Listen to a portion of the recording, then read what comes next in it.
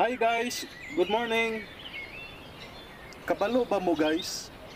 Kani atong eskwela pag og kinder, elementary ug high school, ang national bird or pangbansang ibon sa Pilipinas mao ang maya. By the way guys, naday ko diri sa Philippine Eagle Foundation. Makita ni siya sa foothills o tiilan nga bahin sa Mount Apo diri sa Malagos, Baguio District, Davao City. Sa among panahon sa una, ang national bird o pangbansang ibon sa Pilipinas mao ang maya.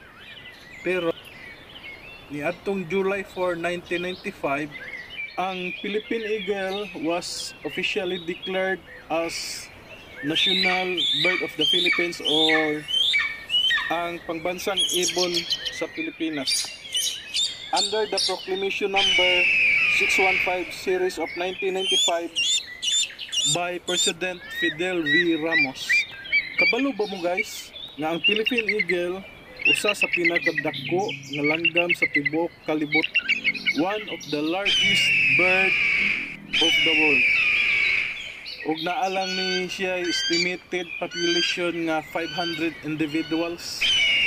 Endangered na ni ang atong Philippine Eagle guys. Mao nga ato ni silang ampingan atong suportaan ang Philippine Eagle Foundation. Thank you.